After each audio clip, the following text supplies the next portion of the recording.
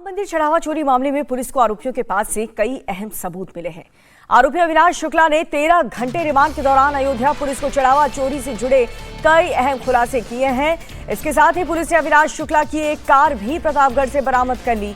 साथ ही पुलिस अनुकल्प मिश्रा की 2 गाड़ियों की पड़ताल भी कर रही है। इस बीच शुक्रवार को एसआईटी ने राम मंदिर ट्रस्ट से जुड़े अनिल मिश्रा और गोपाल राव से लंबी पूछताछ की। एसआईटी का फोकस अब इस बात पर है कि आखिर इन लोगों को किसकी सिफारिश पर रखा गया और कैसे ये पूरा सिंडिकेट काम कर रहा था। तो कार अविनाश शुक्ला के भाई के नाम पर रजिस्टर्ड थी, जिस कार को अब जब्त कर लिया गया है। अनुकल्प मिश्रा की 2 गाड़ियों की जानकारी मिली थी। अनिल मिश्रा और गोपाल राव से एसआईटी ने पूछताछ पूरी कर ली है और आज भी एसआईटी की टीम किसी एक शख्स को रिमांड पर लेकर उससे भी गहनता से पूछताछ कर सकती है और उसके बाद हो सकता है कई और चौंका देने वाले खुलासे भी सामने आए। तो एक एक करके ये परतें अब खुलती जा रही हैं।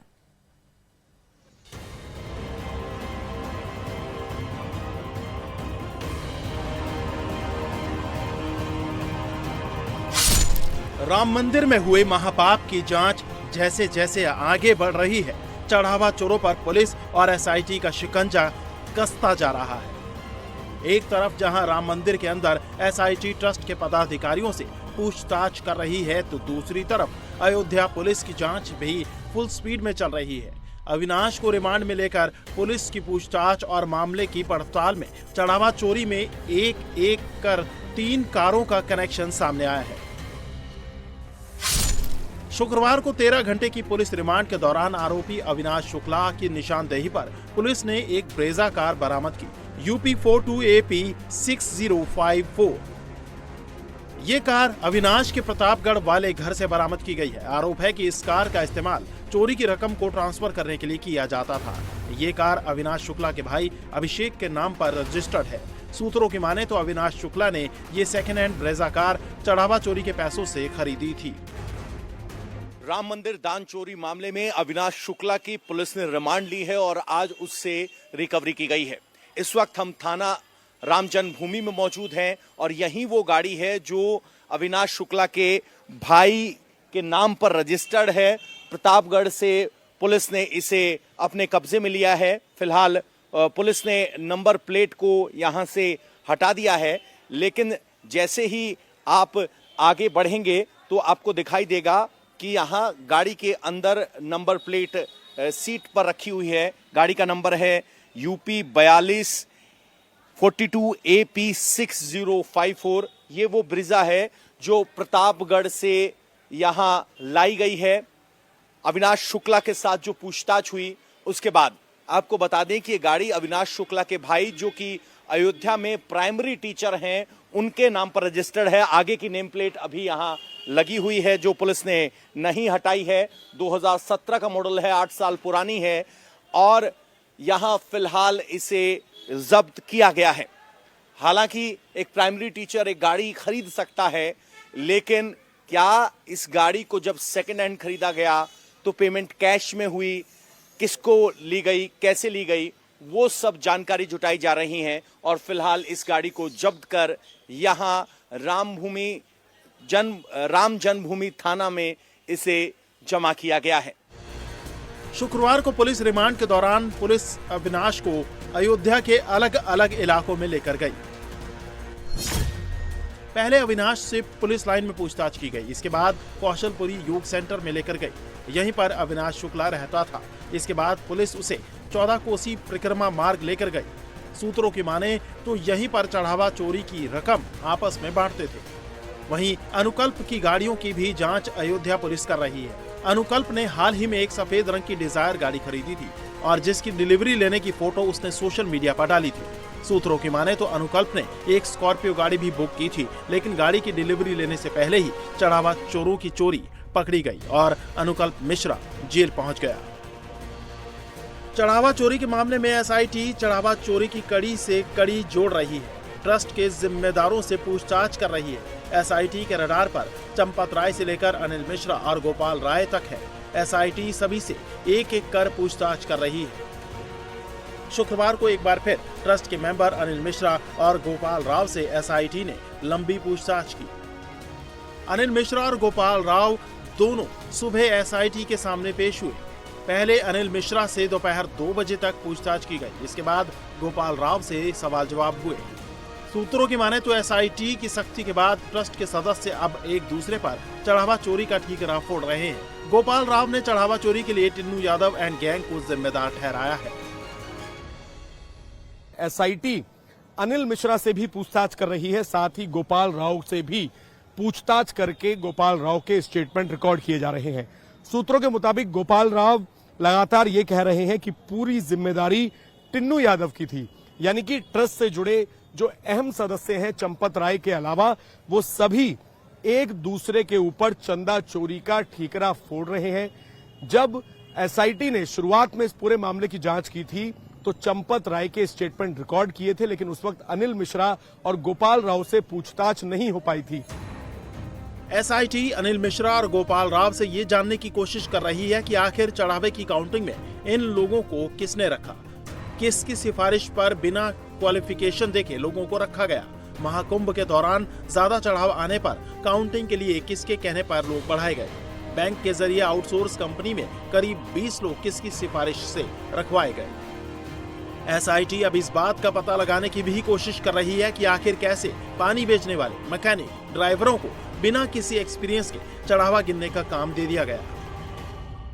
बताया जा रहा है कि चंपत राय ने रामलला मंदिर की जो भी पूरी जिम्मेदारी थी, खास तौर पर दान चंदा को लेकर, अंदर एंट्री को लेकर, सभी जिम्मेदारी डॉक्टर अनिल मिश्रा को दी हुई थी और अनिल मिश्रा के रिकमेंडेशन पर ही जितने आउटसोर्स कैशियर्स थे जिनकी गिरफ्तारी की गई है उन सबको यहां पर भर्ती किया गया था, जिनमें से कई लोग ऐसे हैं जिनका प्रोफाइल ना तो बैंकर का था ना ही अकाउंटेंट का उनका प्रोफाइल था। कोई मैकेनिक था, कोई पानी की बोतलें बेचने का काम किया करता था। तो आखिरकार उनको इतनी बड़ी जिम्मेदारी कैसे दे दी गई?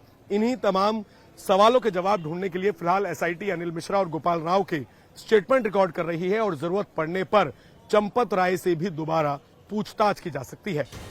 सूत्रों की माने तो राम मंदिर के अंदर की पूरी जिम्मेदारी चंपत राय ने अनिल मिश्रा को दे रखी थी। एसआईटी अब इसकी भी जांच कर रही है कि राम मंदिर से जुड़े किन लोगों की संपत्ति हाल ही में कुछ सालों में तेजी से बढ़ी है। दान पात्र हैं, उसमें भी बहुत सारे लोग अपनी सोने की चेन, अंगूठी ये सब चढ़ाते हैं, सोने के सिक्के, चांदी के सिक्के। तो एसआईटी उस पर बात कर रही है कि जो दान पात्र में सोना चांदी आया, जेवर आया, सिक्के आए, उनके बारे में हम ऐसे पता करेंगे कि प्रॉपर्टी देखेंगे, जो मंदिर में जो ट्रस्ट के बड़े लोग हैं या जो सेवादार हैं उनकी संपत्ति क्या बहुत ज़्यादा इन दिनों में बढ़ गई, उनका अकाउंट बहुत ज़्यादा बढ़ गया, तो ये सारी चीज़ें उनसे अकाउंट के डिटेल्स मांगेंगे। लेकिन मन में सबके यही है कि ये जो 8 लोग, जिनमें से बहुत सारे ऐसे थे जो आउटसोर्स कर्मचारी थे, जो सिर्फ पैसा गिनने का काम करते थे, क्या सिर्फ वही जिम्मेदार थे? तो जो बड़े जिम्मेदार हैं उनके खिलाफ जब तक एक्शन नहीं होगा, जितनी हमारी बात हुई है श्रद्धालुओं से, तो शायद वो जो भरोसा है वो वापस आने में काफ़ी ज़्यादा टाइम लगेगा। बड़ों पे एक्शन होगा तब ज़रूर श्रद्धालुओं को ऐसा लगेगा कि हाँ, जिसने गलती की, जिसने बेईमानी की, जिसने भगवान का जो चढ़ावा था उसको खाया, उसके खिलाफ कार्रवाई हो गई। तो यानी न्याय हमें मिला कि जो हमने चढ़ावा चढ़ाया था वो किसी और के जेब में गया, लेकिन उसको पकड़ लिया गया। सूत्रों की माने तो आज पुलिस गिरफ्तार आरोपियों में से किसी और आरोपी की पुलिस कस्टडी की मांग कर सकती है। बताया जा रहा है कि पुलिस कस्टडी के दौरान अविनाश शुक्ला ने चढ़ावा चोरी से जुड़े अहम राज खोले हैं, जिससे चोरी के इस पूरे सिंडिकेट से पर्दा उठ जाएगा। अयोध्या राम मंदिर में चढ़ावा की चोरी की जांच में अब एक से बढ़कर एक कई चौंकाने वाले खुलासे हो रहे हैं। अहम खुलासा यह हुआ है कि चढ़ावे चोरी के जरिए अयोध्या की मर्यादा को तार-तार करने वाले टिन्नू यादव और उसके गैंग ने सोना चांदी की ज्वेलरी और वीवीआईपी दर्शन में भी एक बहुत बड़ा खेल किया है। चंपत राय के करीबी टिन्नू यादव पर सोने और चांदी की ज्वेलरी को रखने की जिम्मेदारी थी, लेकिन जिन भक्तों ने भगवान राम को ज्वेलरी चढ़ाई उन्हें ना तो रसीद दी गई और ना ही उनकी ज्वेलरी रामलला के पास दिख रही है। और वहीं भगवान राम में आस्था रखकर महंगी ज्वेलरी दान करने वाले श्रद्धालुओं ने जब ट्रस्ट के महासचिव चंपत राय से सवाल किया तो चंपत राय ने उन्हें अहंकार के साथ जवाब दिया।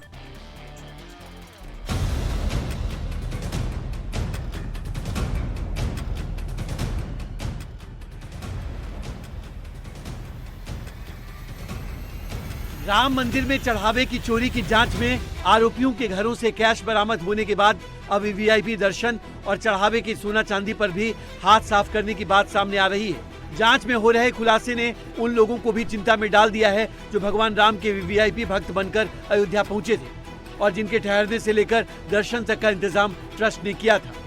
बताया जा रहा है कि कीमती चढ़ावा लेकर जब भी कोई भक्त आता तो टिन्नू यादव उनको वीवीआईपी दर्शन कराता और उसके सामने चढ़ावे की वस्तु रामलला के पास रखवा देता था, लेकिन इस चढ़ावे की कोई रसीद नहीं दी जाती थी और कुछ समय बाद ऐसी कीमती भेंट रामलला के पास से हटा दी जाती थी। इसलिए अब वो लोग परेशान हैं जिन लोगों ने अपने आराध्य के चरणों में कीमती आभूषण दान में दिए थे। पूर्व home secretary S Lakshmi Narayan ने 8 अप्रैल 2024 को सोने से मढ़ी रामचरितमानस भेंट की थी। लक्ष्मी नारायण ने सोने की रामचरितमानस अपने पूर्वजों के गहनों को गलाकर बनवाई थी। शुरुआत में तो उनकी सोने की रामचरितमानस रामलला के पास ही रखी थी, लेकिन बाद में उसे हटा दिया गया। जब एस लक्ष्मी नारायण अपने चढ़ावे के बारे में जानकारी लेने अयोध्या गए तो चंपत राय ने पहले तो उन्हें 9 घंटे तक इंतजार करवाया और फिर जब मिले तो चढ़ावे की जानकारी देने के बजाय अहंकार में बात की। कुछ दिन उधर रहने के बाद 3-4 महीने बाद जब उसकी रोज पूजा भी हो रही थी, मेरे को एक दिन बताया गया कि साहब वो नहीं दिख रहा है। तो उसके बाद सर मैं अयोध्या गया तो मेरे को 9 घंटे इंतजार करने के बाद माननीय चंपत राय जी ने मेरे को कहा कि मेरे पास तो कई लोगों के इस प्रकार आभूषण और कई प्रकार के चीज आ रहे हैं और मैं क्या इन्हीं सबका डिस्प्ले ही करते रहूंगा। तो मैंने कहा सर मैं फिर आपसे हाथ जोड़ूंगा, मैंने आपको इतने पत्र भी लिखे हैं जिसके भी आप जवाब नहीं देते। तो उन्होंने मेरे को कहा कि जो मैं चाहूंगा वही होगा, अब जाइए जिसको करना आप करिए।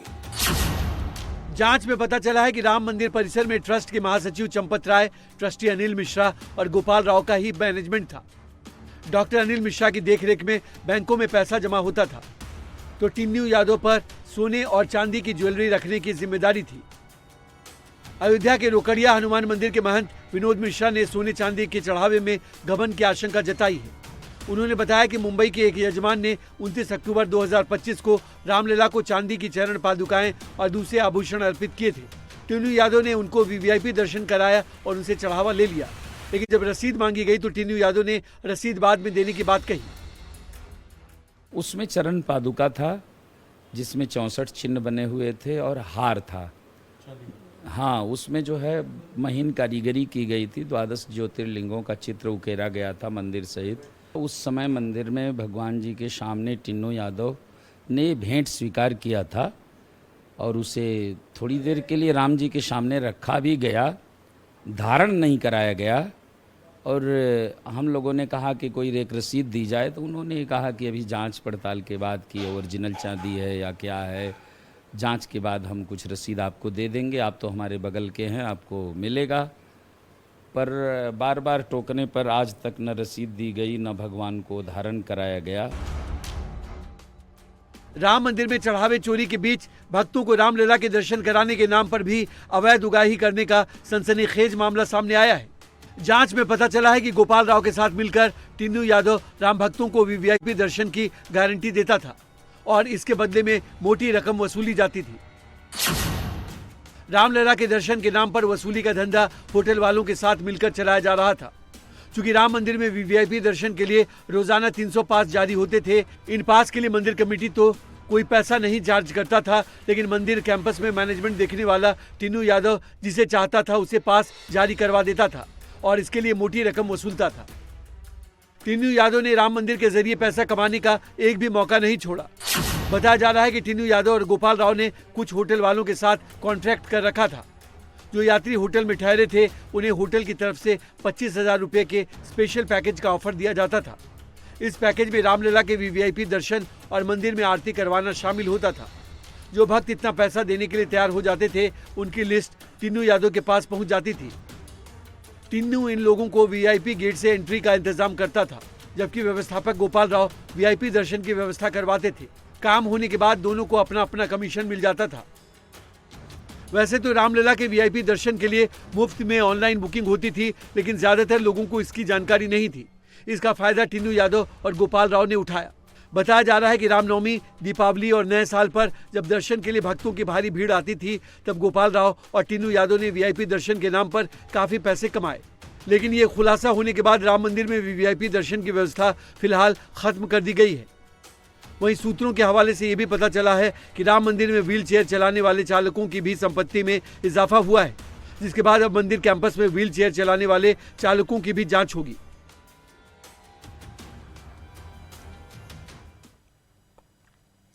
तो अयोध्या में चढ़ावा चोरी के आरोपियों के खिलाफ जारी एक्शन और चढ़ावा कांड के खुलासे के करीब 1 महीने बाद संघ ने इस पूरे मुद्दे पर चुप्पी तोड़ी है। आरएसएस के सरकार्यवाह दत्तात्रेय उस्पोले ने आरोपियों को सख्त से सख्त सजा की बात कही, तो वहीं आरएसएस चीफ मोहन भागवत ने चढ़ावा चोरी के सवालों को टाल दिया। शुक्रवार को नागपुर के कार्यक्रम में शामिल होने के बाद बाहर निकले संघ प्रमुख मोहन भागवत चढ़ावा चोरी के सवाल के जवाब में बस राम राम कहे और वहां से चले गए। प्रभु श्री राम के प्रति आस्था को कुछ लोग धक्का पहुंचा रहे हैं। प्रभु श्री राम के प्रति आस्था को कुछ लोग धक्का पहुंचा रहे हैं। अब चढ़ावा चोरी पर संघ प्रमुख मोहन भागवत ने इस सवाल को टाल दिया। उससे पहले आरएसएस के सरकार्यवाह दत्तात्रेय हुसपोले ने आरोपियों को सख्त सजा की बात कही।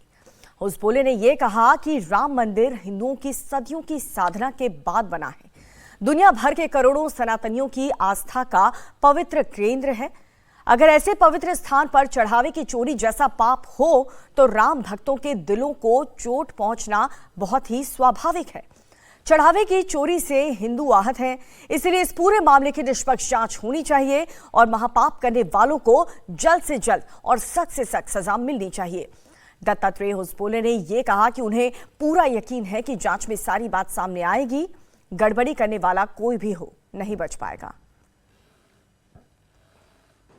अयोध्या में श्री रामलला मंदिर में रखे हुए दान पात्रों में जमा राशि की चोरी की दुर्भाग्यपूर्ण घटना से समूचे समाज और राम भक्तों को भावना एवं श्रद्धा को आघात पहुंचा है तथा इस घटना से हम सभी आहत हैं।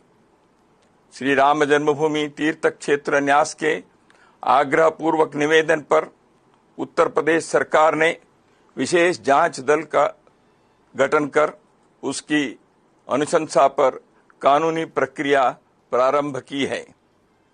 जांच में जो भी दोषी पाए जाएंगे उन्हें कठोर दंड हो यह सुनिश्चित करना आवश्यक है।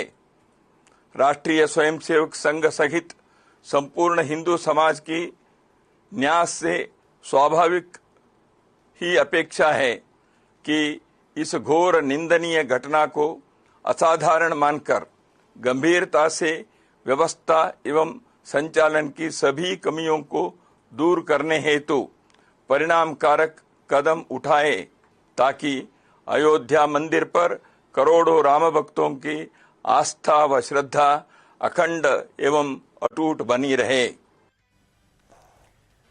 और आरएसएस के मुस्लिम राष्ट्रीय मंच के संस्थापक इंद्रेश कुमार ने कहा कि सरकार के निर्देश पर इस पूरे मामले की जांच हो रही है, दोषी बख्शे नहीं जाएंगे। भारत सरकार ने एसआईटी का गठन करके उस समस्या के समाधान के लिए गतिविधियां प्रारंभ कर दी हैं, इसलिए प्रतीक्षा करनी चाहिए। राजनेताओं ने राजनीति नहीं करनी चाहिए, पर मुझे ये पूरा विश्वास है कि सरकार, ट्रस्ट और संगठन सब मिलकर जो भी होगा वो ऐसा न्याय होगा जिसकी प्रशंसा होगी।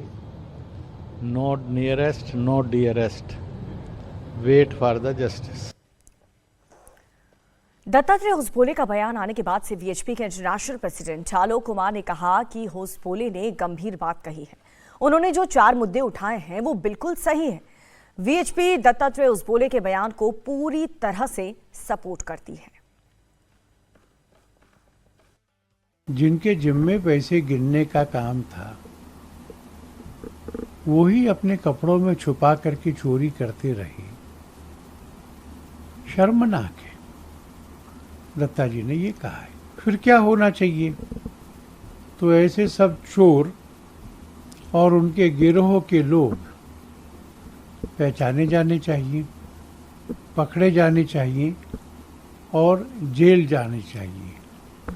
तीसरी बात कि इस घटना से शिक्षा लेकर के जल्दी से जल्दी वहाँ की व्यवस्थाओं को मजबूत किया जाना, एक पैसे की भी चोरी नहीं हो सके ऐसे सिस्टम्स करना, अधिक से अधिक सुविधा मिले यात्रियों को इसकी व्यवस्था करना। और चौथी बात कि जो चील कौए गिद्ध 2027 के विधानसभा चुनाव के लिए इसमें अपने लिए मौका ढूंढकर हिंदुत्व को भी बदनाम करने की चेष्टा कर रहे हैं, उनसे समाज को उन्होंने सावधान किया है। मैं समझता हूं कि यह एक स्टेट्समैन नेता का वक्तव्य है। आरएसएस के सर कार्यवाह दत्तात्रेय होसबोले के बयान पर प्रतिक्रिया देते हुए यूपी कांग्रेस के अध्यक्ष अजय राय चढ़ावा चोरी में शामिल छोटे से बड़े लोगों तक को जेल भेजने की मांग करते हुए नजर आए। अब इतने दिन बीत जाने के बाद अब ये कुंभकर्णी नींद से उठे हैं ये लोग। आज सोच सकते हैं कि जो आज इतना पुराना प्रकरण हो गया है, सारा चंदा चोरी, चढ़ावा चोरी, जमीन में घोटाला, सब लगातार बोल रहे हैं, संघ उसमें नहीं जागा। उसमें संघों को नहीं लगता था कि ये क्या हो रहा है। अब जब लगा गांव-गांव में, घर घर में चर्चा हो गई कि चढ़ावा चोर हैं ये लोग, तब ये बयान जारी कर रहे हैं, तब ये वीडियो जारी कर रहे हैं। कार्रवाई कराइए, वीडियो से बयान से नहीं होगा। जो आज बड़ी बड़ी बात बोल रहे हैं दत्तात्रेय होसबोले, कार्रवाई करें और उनको जेल भेजें। बड़ी खबर महाराष्ट्र के भिवंडी से, जहां पर सड़क किनारे खड़ी एक प्राइवेट बस में अचानक से आग लग गई और देखते ही देखते आग पूरी बस को अपनी चपेट में ले लेती है। नासिक रोड स्थित चविंद्रा इलाके में सड़क किनारे खड़ी ये प्राइवेट बस जो अचानक से एक बर्निंग बस बन गई, पूरी बस जलकर राख हो गई। बस में आग लगते ही सड़क पर अफरा तफरी मच गई और आग की सूचना पाकर फायर ब्रिगेड की टीम मौके पर पहुंचती है। आग बुझाने का प्रयास किया जा रहा है। कुछ देर में बस में लगी आग को बुझा भी लिया गया और राहत की बात यह रही कि घटना के दौरान बस में कोई मौजूद नहीं था, जिससे किसी के भी जानमाल के नुकसान की खबर नहीं है। हालांकि बस पूरी तरह से जलकर क्षतिग्रस्त हो चुकी है। फिलहाल आग लगने के कारणों का पता नहीं चल पाया है। ये तस्वीर आपको दिखा रहे महाराष्ट्र के भिवंडी की, जहां पर ये प्राइवेट बस जो सड़क के किनारे खड़ी थी, इस पर कोई यात्री नहीं सवार था, ना ही बस ड्राइवर था, ना ही कंडक्टर था, और अचानक से इस बस में आग लग जाती है और पूरी की पूरी बस को ये आग अपनी चपेट में ले लेती है। आसपास के लोगों ने फौरन ही फायर विभाग को सूचना दी। फायर विभाग की जो टीम है वो पहुंचती है और आग बुझाने का अभियान शुरू करती है। आग पर काबू भी पा लिया जाता है, लेकिन बस आप देख सकते हैं अंदर से उसकी जो पूरी सीटें हैं वो जलकर राख हो चुकी हैं। ओडिशा के मयूरभंज में भीषण सड़क हादसा हुआ है, जहां पर NH 18 पर हुए इस हादसे में एक तेज रफ्तार डंपर ने 6 लोगों को कुचल दिया, जिनमें 2 मजदूरों की मौके पर मौत हो गई है, 4 लोग घायल हो गए। हादसा बारीपदा टाउन थाना इलाके के पलाबानी बाईपास के पास हुआ, जब लकड़ी के बोल्डर ले जा रही एक गाड़ी वहां पर अचानक से पलट गई। उस वक्त ये एक्सीडेंट हुआ। ओडिशा के मयूरभंज की खबर आपको बता रहे, तेज रफ्तार ट्रक ने 6 लोगों को रौंद दिया। हादसे में 2 मजदूरों की मौत हो गई है, 4 लोग घायल हो गए।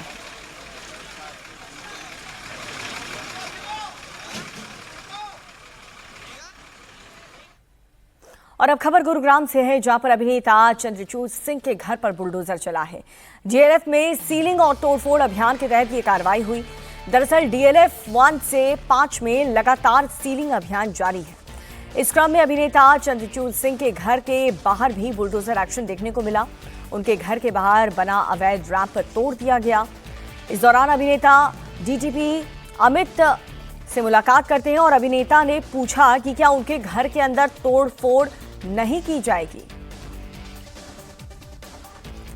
तो ये बड़ी खबर आपको बता रहे हैं, सीलिंग और तोड़फोड़ अभियान के तहत दरअसल ये बड़ी कार्रवाई गुरुग्राम में हुई है। अभिनेता चंद्रचूड़ के घर के बाहर जो अवैध रैंप बना था उसे तोड़ दिया गया। अभिनेता ने पूछा घर के अंदर तो नहीं होगी तोड़फोड़, ये सवाल उन्होंने पूछा कि बाहर का जो रैंप है उसे तो आपने तोड़ दिया, लेकिन क्या घर के अंदर भी आप लोग तोड़फोड़ करने वाले हैं? गुरुग्राम के DLF में ये टाउन में सीलिंग और तोड़फोड़ अभियान के तहत ये कार्रवाई हुई।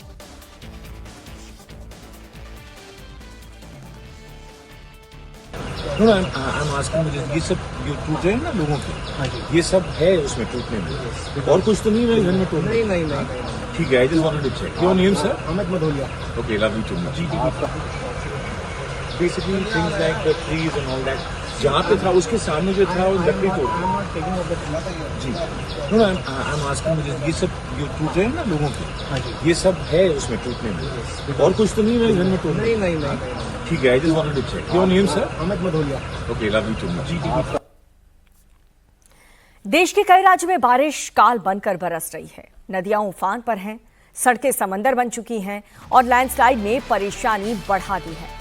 इस बीच आज भी कई राज्यों में बारिश का अलर्ट है। मुंबई समेत ठाणे, रायगढ़, पालघर में आज भारी बारिश की संभावनाओं को लेकर मौसम विभाग ने रेड अलर्ट जारी किया। विभाग के मुताबिक आज शाम तक हाई टाइड आने की आशंका है और अगर हाई टाइड के समय तेज बारिश हो जाती है तो मुंबई के निचले इलाकों में जबरदस्त जल भराव की स्थिति बन सकती है। ऐसे में लोगों को सतर्क रहने के लिए, सावधान रहने के लिए कह दिया गया। मुंबई के अलावा आज गुजरात, ओडिशा, मध्य प्रदेश, उत्तर प्रदेश, हिमाचल प्रदेश, उत्तराखंड के कई इलाकों में तेज बारिश की संभावना है। तो देश के कई राज्यों में आज बारिश को लेकर के अलर्ट जारी कर दिया गया है, जिसमें उत्तर प्रदेश शामिल है, मध्य प्रदेश है, महाराष्ट्र है और अलग अलग जगहों पर ऐसी तस्वीरें आपको देखने को मिल सकती है। ये यूपी के मथुरा की तस्वीर आपको दिखा रहे हैं, जहाँ पर कल सुबह से, बीते दिन सुबह से ही बरसात लगातार हो रही है और आप देखिए कैसे महज एक दिन की बारिश में बारिश का इंतजार मथुरा की जनता कर रही थी कि गर्मी से उन्हें राहत मिल जाए, लेकिन इतनी बारिश हो जाएगी इसकी कल्पना किसी ने नहीं की थी और 24 घंटे के अंदर आप हाल देखिए मथुरा का क्या हो गया। और ये गुजरात की राजकोट की तस्वीर आपको दिखा रहे हैं। गुजरात के अलग अलग जिलों में ऐसा ही कुछ हाल देखने को मिल रहा है, लेकिन राजकोट से आई ये तस्वीर जहां पर आप देख सकते हैं कि सड़क आपको दूर दूर तक नजर नहीं आएगी। लोग कैसे अपनी गाड़ियों को रेंग रेंग कर अपनी घर की तरफ, अपने दफ्तर की तरफ लेकर जाते हुए नजर आ रहे हैं। हर एक गलियों में पानी घुस चुका है बारिश का।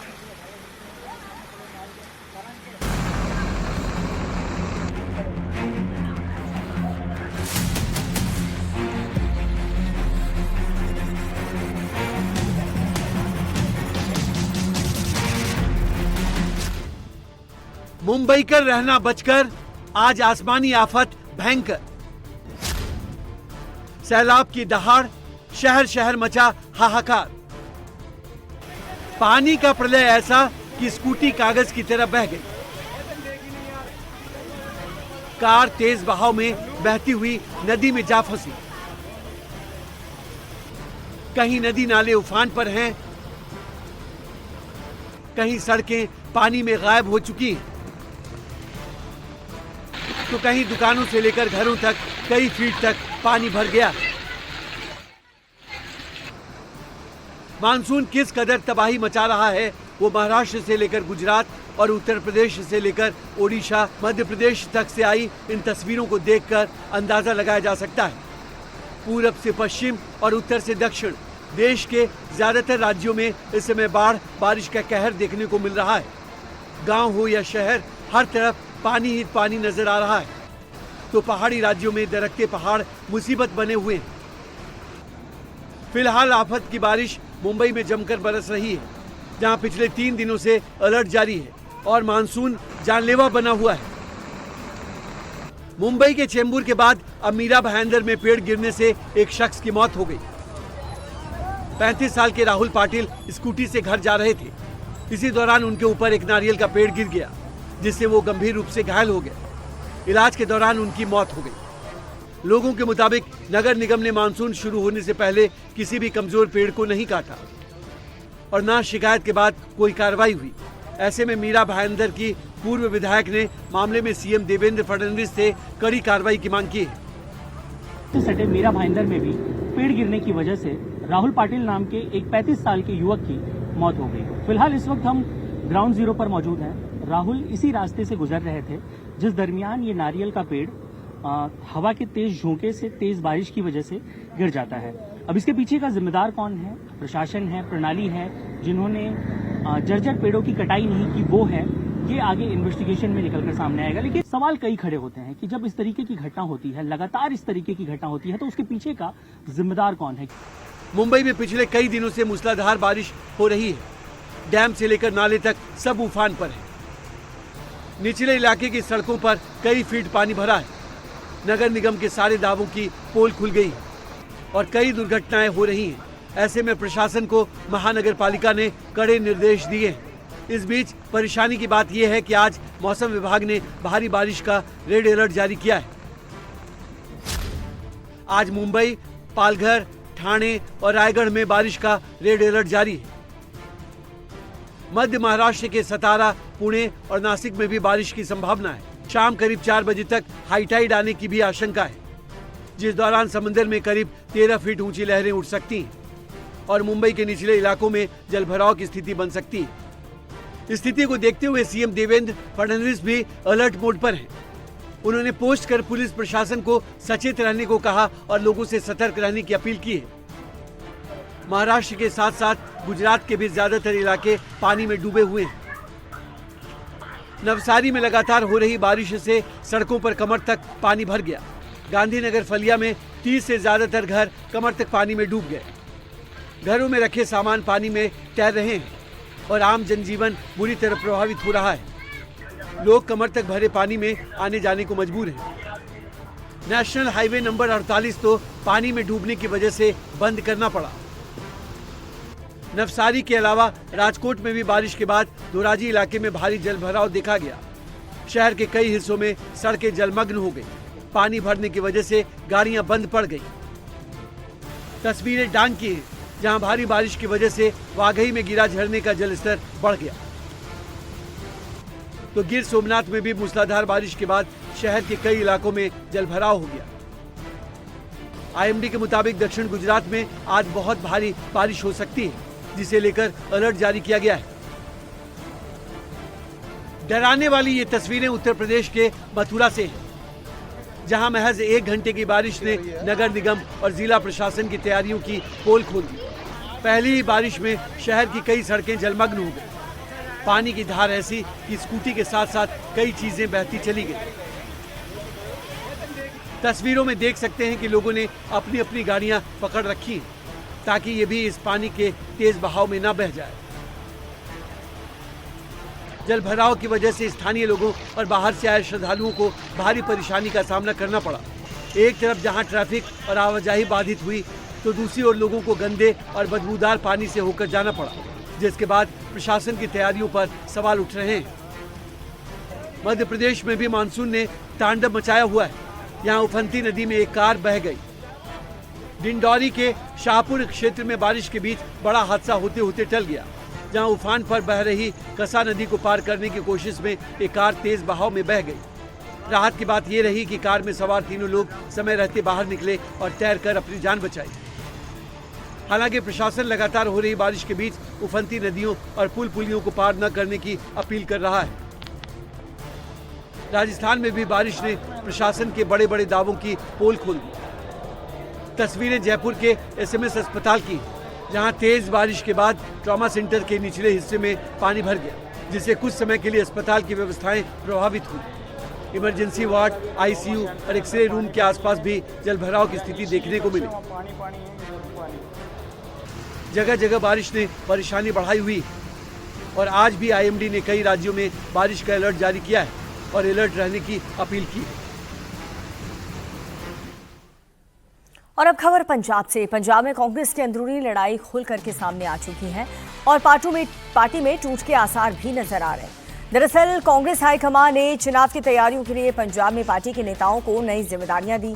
उससे पार्टी के कई नेता नाराज हैं। पंजाब के पूर्व सीएम और जालंधर से सांसद चरणजीत सिंह चन्नी ने तो पार्टी हाईकमान के खिलाफ मोर्चा ही खोल दिया। चन्नी ने शुक्रवार को एक बैठक बुलाई, जिसमें 4 विधायक सहित 65 नेता शामिल हुए। चन्नी गुट ने साफ कर दिया है कि उन्हें बतौर प्रदेश अध्यक्ष राजा वडिंग मंजूर नहीं है, वो इसके खिलाफ हैं और हाईकमान अपने फैसले पर एक बार फिर से विचार करे। साथ ही सभी नेताओं ने इस बात पर सहमति जताई कि चन्नी को सीएम पद का दावेदार घोषित किया जाए, तभी कांग्रेस की पंजाब में वापसी हो सकती है। पर लोगों चों आवाज़ ये उठ रही सी भी जे कांग्रेस ने आने वाली सरकार बनानी है तो चरणजीत सिंह चन्नी नूं अगे ला लैण। ਸੀਐਮ ਚਿਹਰਾ ਵੀ ਹੋਣਾ ਚਾਹੀਦਾ ਨੈਚੁਰਲੀ। ਜਿਹੜਾ ਪ੍ਰਧਾਨ ਹੋਏਗਾ ਉਹਨੂੰ ਸੀਐਮ ਚਿਹਰਾ ਹੀ ਬਣਾਇਆ ਜਾ ਸਕਦਾ ਹੈ। ਉਹ ਆਪਦੇ ਕੰਟਰੋਲ ਮੁਤਾਬਕ ਆਪਦੇ ਸਿਸਟਮ ਮੁਤਾਬਕ ਪਾਰਟੀ ਦੀ ਆਰਗੇਨਾਈਜੇਸ਼ਨ ਬਣਾ ਲੇਗਾ, ਫਿਰ ਉਵੇਂ ਉਸ ਤਰੀਕੇ ਨਾਲ ਇਲੈਕਸ਼ਨ ਦੇ ਵਿੱਚ। और इस बीच पंजाब कांग्रेस के सीनियर नेता और पूर्व डिप्टी सीएम सुखजिंदर सिंह रंधावा के केंद्रीय गृह मंत्री अमित शाह से मुलाकात के बाद भी अटकलों का बाजार काफी गर्म हो चुका है। चर्चा शुरू हो गई है कि रंधावा पाला बदल सकते हैं। हालांकि सुखजिंदर सिंह रंधावा ने ये कहा कि वो कानून व्यवस्था और पंजाब में गैंगस्टर्स के बढ़ते खौफ के मुद्दे पर अमित शाह से मिलने के लिए गए थे।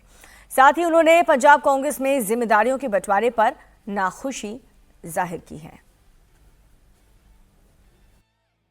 देखिए, किसी भी लिस्ट के आने के बाद ऐसी बात हो जानी तो वो नुकसान तो करती है। ये तो मेरी एक आदत बन गई है कि मैं सच्चाई बोल देता हूँ, पता नहीं उसका मतलब क्या निकले। तो सच बोलिए सर, क्या ये लिस्ट से 2027 का विधानसभा चुनाव कांग्रेस जीतेगी? अभी देखिए कि इतने बुरे हालात भी नहीं हैं जो आप कह रहे हैं, पर सोचने वाली बात है कि ये नौबत नहीं आनी चाहिए थी। इतना मीटिंग्स करके और उसके बाद भी सेटिस्फाइड ना होना, ये दुख वाली बात। पश्चिम बंगाल में तृणमूल कांग्रेस पर वर्चस्व की जंग में एक बार फिर से ममता बनर्जी गुट को एक बहुत बड़ा झटका लगा है। ऋतुव्रत बनर्जी की अगुवाई वाले बागी गुटों ने कोलकाता स्थित पार्टी के मुख्यालय पर ही कब्जा जमा लिया। बागी गुट के नेता मुख्यालय में घुसे और गेट पर अपने ताले लगा दिए। इसके अलावा बैनर को भी बदल डाला, जिसके बाद से ममता गुट भड़क गया और थाने में इस बारे में शिकायत दर्ज कराई है। तो ये बड़ी खबर आपको बता रहे हैं किस तरह से दफ्तर में ताला लगाने पर ममता गुट भड़क उठा है।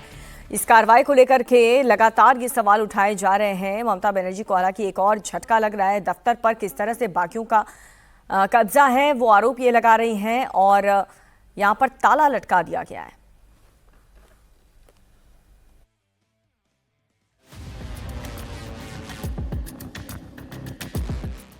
पहले टीएमसी में टूट, अब मुख्यालय पर बागियों का कब्जा। ममता से छीना दफ्तर, जड़ा ताला, लगाए अपने बैनर।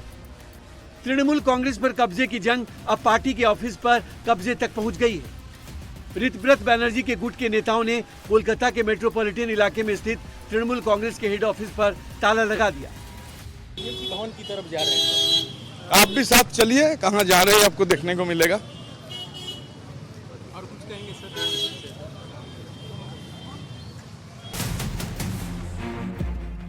यही नहीं, ऋतुव्रत बनर्जी, फिरहाद हाकिम, जावेद खान और संदीपन साहा समेत बागी नेताओं ने दफ्तर के अंदर अपने गुट की एक मीटिंग भी की। खास बात यह है कि तृणमूल कांग्रेस के इस ऑफिस पर नेताओं के साथ कब्जा करने पहुंचे फिरहाद हाकिम ने दफ्तर में आने को सामान्य सी बात बताई। पार्टी ऑफिस में अपने आए हैं, इसमें क्या है? हम तो यहाँ आते ही हैं। पार्टी ऑफिस में आए हैं। चुनाव के बाद यहाँ पे एक नोटिस दिया गया था कि इसको जो है कि बंद कर देना चाहिए। इसलिए तो हम लोग आए हैं, जो बाड़ीवाला से बोलने के लिए। भाई हम लोग का पार्टी ऑफिस में यहाँ पे नियमित बैठेंगे क्या? ये निर्णय हम नहीं ले सकते। जिस बिल्डिंग पर बागी नेताओं ने ताला लगाया है, उस बिल्डिंग में 2022 से तृणमूल कांग्रेस का हेड ऑफिस चल रहा है। ये बिल्डिंग ममता बनर्जी की सरकार के वक्त पार्टी ने किराए पर ली थी। बागी नेताओं ने न सिर्फ गेट पर 2-2 ताले जड़े, बल्कि यहाँ अपने गुट का बैनर भी लगा दिया। हालांकि वहाँ लगे ममता बनर्जी के एक बैनर को नहीं हटाया गया। इस टीएमसी के हेडक्वार्टर के अंदर पूरे जो ऋतुव्रत बनर्जी का खेमा है, जिसके चेयरमैन अरूप रॉय है, वो यहाँ पहुंचे। पहुंचने के बाद वो ठीक अंदर गए। ये मेन ऑफिस है और यहाँ पर ये जो पूरा आप पहला फ्लोर, दूसरा, तीसरा, चौथा, 5 फ्लोर का ऑफिस देख रहे हैं, इसी जगह पर ममता बनर्जी भी आती थी। अभिषेक बनर्जी अपने पार्टी हेडक्वार्टर के तौर पे इसका इस्तेमाल कर रहे थे। लेकिन यहाँ पहुंचने के बाद सब देखा उन्होंने, जो लाइट थी वो वैसे की वैसे ही ऑन रही और उसके बाद यहाँ पर ताला लगा दिया। ये पहला ताला है और उसके साथ ये दूसरा ताला है। एक तरफ जहां ममता बनर्जी का पोस्टर है, तो वहीं दूसरी तरफ यहां पर उन्होंने पोस्टर लगाया जिसमें लिखा है All India Trinamool Congress chairman Arup Roy, यानी वो खेमा जो कि ऋतुव्रत बनर्जी का खेमा है।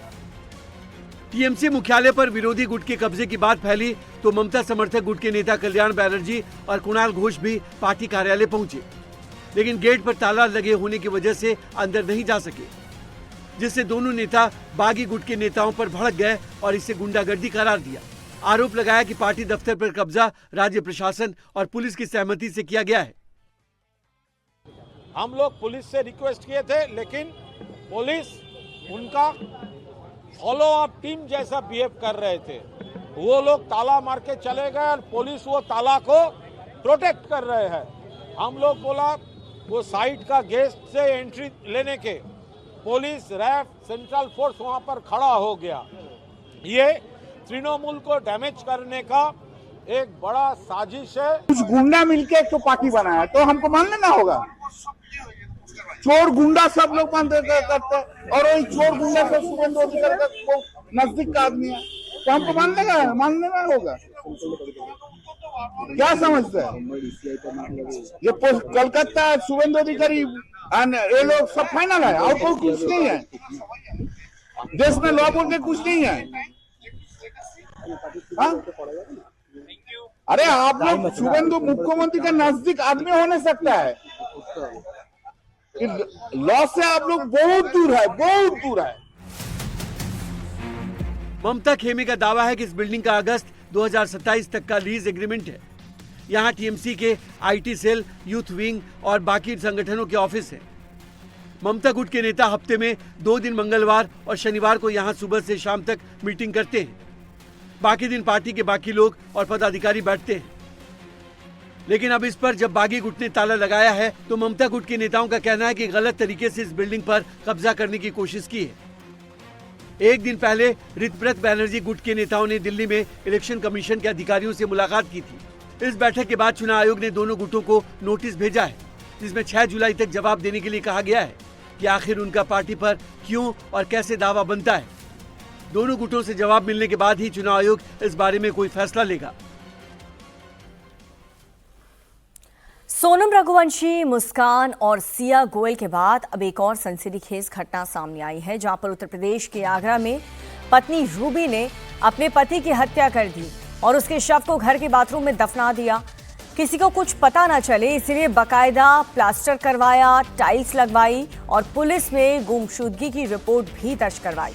45 दिन तक आरोपी पत्नी अपने पति के गायब होने का नाटक करती रही, लेकिन 45 दिन बाद मामले का खुलासा हुआ।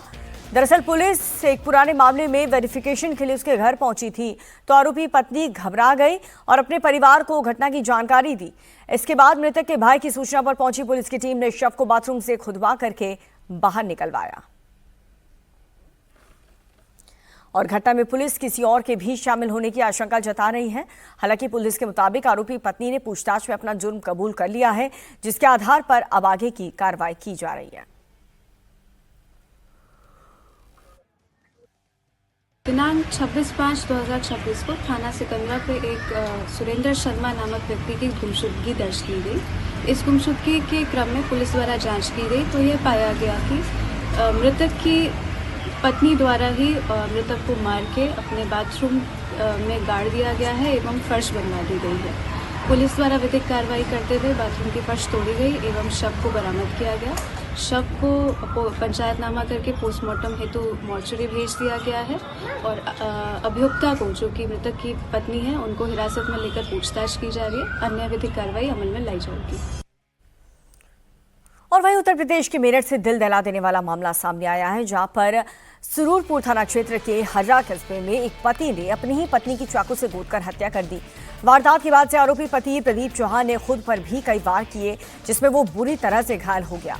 जानकारी के मुताबिक सबकी सोशल मीडिया इन्फ्लुएंसर निशा चौहान का अपने पति प्रदीप चौहान से जमीन को लेकर अक्सर झगड़ा हुआ था और यही झगड़ा शुक्रवार को इतना ज्यादा बढ़ गया कि गुस्साए पति ने पत्नी पर ताबड़तोड़ चाकू से हमला कर दिया और इसके बाद खुद को भी घायल कर लिया। वारदात से पूरे इलाके में सनसनी फैल गई है। मौके पर पहुंची पुलिस ने आरोपी को गिरफ्तार कर लिया है और इस पूरे मामले की जांच कर रही है।